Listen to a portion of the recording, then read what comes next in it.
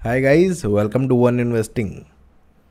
इस वीडियो में हम सीखेंगे फाइनेंशियल फ्रीडम के दो ऐसे टर्म्स जिसे जाने बिना आपकी फाइनेंशियल फ्रीडम की जर्नी पूरी ही नहीं हो सकती।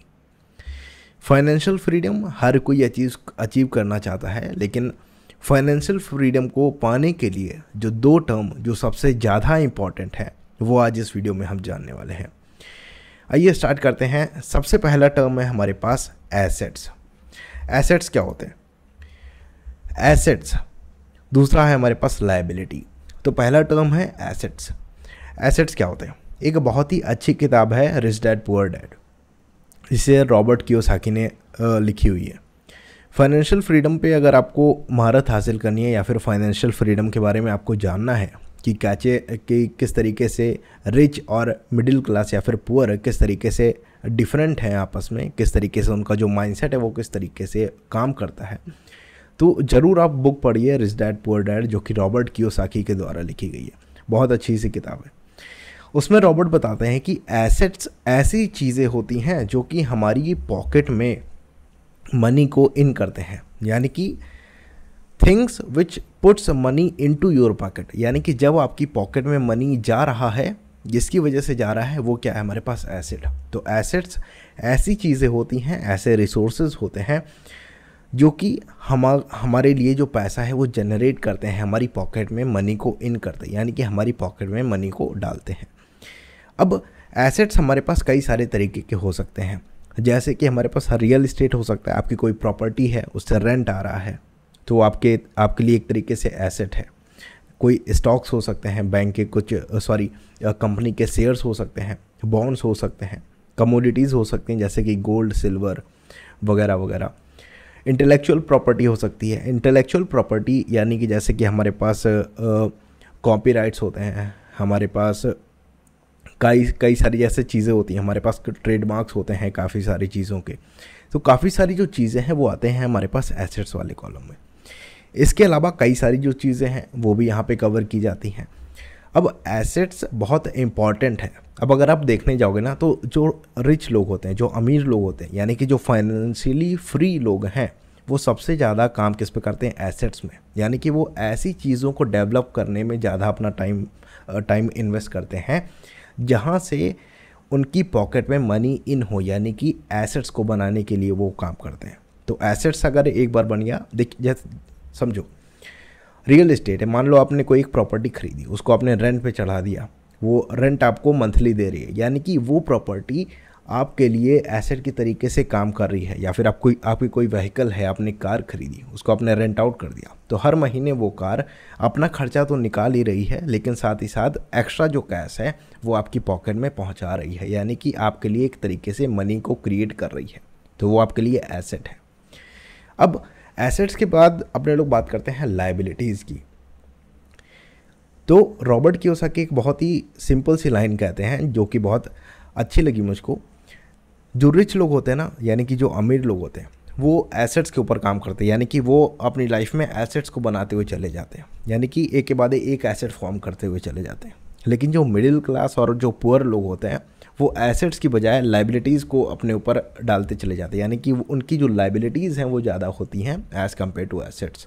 लेकिन रिच के केस में एसेट्स बहुत ज़्यादा होते हैं, ताकि एसेट्स, देखो एसेट वाला अगर कॉलम ज़्यादा होगा आपके पास, तो अगर नंबर ऑफ़ एसेट ज़्यादा है तो आपकी पॉकेट में जो मनी आ रहा है वो भी बहुत ज़्यादा अमाउंट में आएगा। लाइबिलिटीज़ क्या होती हैं? चलो समझो। लायबिलिटीज़ ऐसी चीज़ें होती हैं जो कि आपकी पॉकेट से मनी को बाहर निकालती हैं। एसेट क्या कर रहा था? मनी को जनरेट कर रहा था और आप तक मनी पहुंचा रहा था, यानी कि आपके लिए काम कर रहा था मनी बनाने का। आप अब काम नहीं कर रहे हैं, आपके लिए काम कर रहा था मनी बनाने का। लेकिन लायबिलिटीज़ क्या होती हैं? जो आपके जो पॉकेट है उससे मनी को बाहर निकालें। जो खर्चे आप कर रहे हैं वो क्या है? हमारे पास लायबिलिटीज़ हैं। आप नए नए ब्रांड के क्लोथ खरीद रहे हैं जिन्हें आप अफोर्ड नहीं कर पा रहे हैं, आप कहीं से उधार लेके क्लोथ खरीद रहे हैं, फ़ोन खरीद रहे हैं, नई नई डिवाइसेस खरीद रहे हैं, बल्कि आप उनको अफोर्ड नहीं कर पा रहे हैं, तो वो क्या आपके लिए लायबिलिटीज़ है। लायबिलिटीज़ काफ़ी सारी तरीके की होती हैं, जैसे कि हमारे पास टैक्सेस होते हैं, हमारे पास एक्स्ट्रा जो टैक्स हमारे पास लगता है। पुअर मिडिल क्लास पे जो टैक्स लगता है वो बहुत ज़्यादा अमाउंट में होता है as compare to the rich. यानी कि जो अमीर लोग हैं हमारी कंट्री के या फिर पूरे वर्ल्ड में जो अमीर लोग हैं वो बहुत कम अमाउंट में टैक्स देते हैं एज़ कम्पेयर टू अस। यानी कि पुअर और मिडिल क्लास काफ़ी ज़्यादा अमाउंट में टैक्स देता है। अमाउंट में यानी कि परसेंटेज के हिसाब से बता रहा हूँ। क्रेडिट कार्ड है, मान लो क्रेडिट कार्ड है आपके पास, आप किसी चीज़ को अफोर्ड नहीं कर सकते। मान लो कोई आजकल फ़ोन चलते हैं काफ़ी सारे, कोई महंगा सा फ़ोन है उसको आप अफोर्ड नहीं कर सकते, लेकिन क्रेडिट कार्ड है आपके पास, एक बार में पेमेंट हो गई, अब उसको आप मंथली पेमेंट कर रहे हैं, उसका जो EMI है वो आपकी मंथली जा रही है। यानी कि वो क्या कर रही है, आपकी पॉकेट से मनी को बाहर निकाल रही है।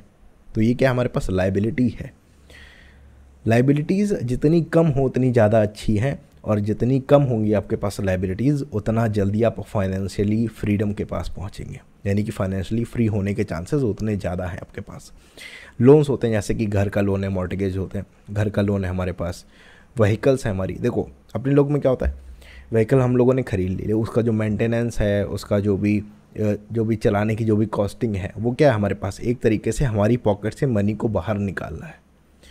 उसी तरीके से हमारे पास काफ़ी सारी चीज़ें होती हैं हमारे पास। देखो आजकल क्या है, ब्रांड क्या करता है, ब्रांड का जो आजकल जो सबसे ज़्यादा अमाउंट में जो ब्रांड हैं, यानी कि अगर 100 ब्रांड हैं तो उसमें से जो 90% ब्रांड हैं वो उनकी टारगेट ऑडियंस क्या है, मिडिल और पुअर क्लास लोग। क्योंकि वो जानते हैं कि ये लोग चीज़ों को अफोर्ड नहीं कर सकते हैं लेकिन ये उनको ख़रीदना चाहते हैं, इसीलिए उनका जो टारगेटेड जो कस्टमर है वो क्या है हमारे पास, पुअर और मिडिल क्लास। क्योंकि हम लोग क्या करेंगे, जो पुअर और मिडिल क्लास है वो जो भी लग्जरी की चीज़ें हैं उसको अफोर्ड नहीं कर पा रहे हैं, लेकिन तब भी उसको ख़रीदेंगे, भले ही हम उसको लोन लेके क्यों ना ख़रीदें। तो ये क्या हमारे पास लायबिलिटीज़। रिच लोग लायबिलिटीज़ को बहुत कम करते चले जाते हैं। यानी कि रिच लोग क्या करते हैं, चीज़ों को अफोर्ड करते हैं। मान लो, अज्यूम करो आपकी एक बिल्डिंग है, आपकी एक प्रॉपर्टी है बहुत ही आलीशान, आपका एक मान लो एक मॉल है। अब मॉल आपने एक बार बना दिया, उससे मंथली जो पेमेंट है वो आपके पास आ रही है, ठीक है। अब वो पेमेंट जब आपके पास आ रही है तो वो आ रही है हमारे पास एसेट के फॉर्म में, यानी कि एसेट जो कि हमारी पॉकेट में मनी को इन कर रहा है।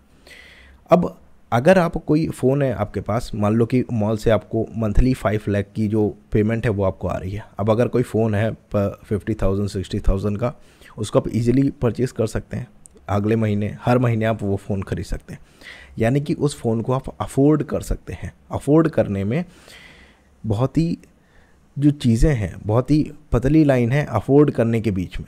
यानी कि अफोर्ड करना बहुत लोगों को पता ही नहीं होता है कि हम इस चीज़ को अफोर्ड कर सकते हैं कि नहीं कर सकते। इसी तरीके से आपका जो हाउस है, आपको क्या लगता है वो एसेट्स कॉलम है या फिर लायबिलिटी कॉलम है?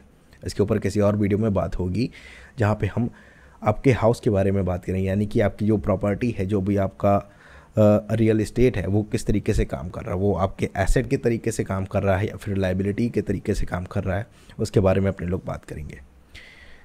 हो सकता है कि कोई एक चीज़ हो वो सेम चीज़ एसेट के तरीके से भी फॉर्म कर रही हो और सेम चीज़ लायबिलिटी के तरीके से भी काम कर रही हो। फ़र्क समझना बहुत ज़रूरी है, जो कि अगले आने वाली वीडियोस में बहुत ही क्लियर हो जाएगा, जहाँ पे हम हाउस के बारे में बात करेंगे। यानी कि आपका घर, आपका होम एसेट के कॉलम में आ रहा है या फिर लायबिलिटी के कॉलम में आ रहा है, वो आपको क्लियर हो जाएगा। मिलेंगे आपसे नेक्स्ट वीडियो में। अगर आपका कोई सजेशन है तो आप प्लीज़ हमें कमेंट बॉक्स में बता सकते हैं, और अगली वीडियो किस टॉपिक पे चाहिए वो भी आप बता सकते हैं। तब तक के लिए आप मुझे फॉलो कर सकते हैं इंस्टाग्राम पे, जहाँ पे आप मुझे पर्सनली मैसेज करके एक पर्सनल जो कनेक्शन है वो बिल्ड कर सकते हैं। Good bye.